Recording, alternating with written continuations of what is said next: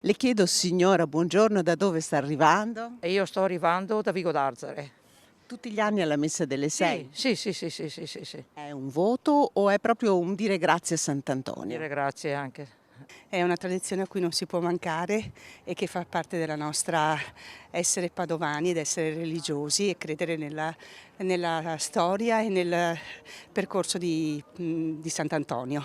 Sono arrivati a piedi questi pellegrini, da dove? Due Carrare, due Carrare, A che ora siete partiti questa 3 e mattina? mezza, 3 e mezza arrivati puntuali per la messa. È una tradizione da una decina d'anni, quindi lo In- facciamo con la nostra parrocchia dei Ferri.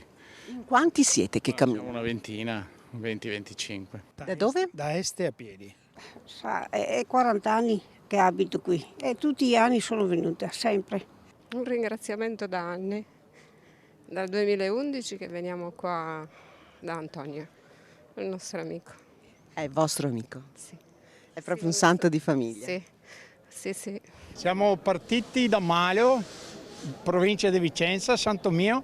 Abbiamo fatto le ciclabili del Sorriso, abbiamo fatto quella del Tesina e siamo qua da Sant'Antonio a chiedere una grazia che ne faccia star bene.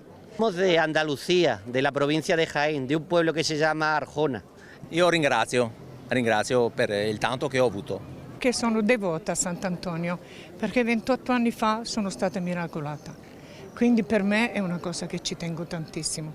Tutti gli anni spero di poter ritornare. Da Firenze, noi siamo Sri Lanka, però noi lavoriamo a Firenze. Lavorate a Firenze e venite ogni anno a Sant'Antonio? Sì, anche due volte.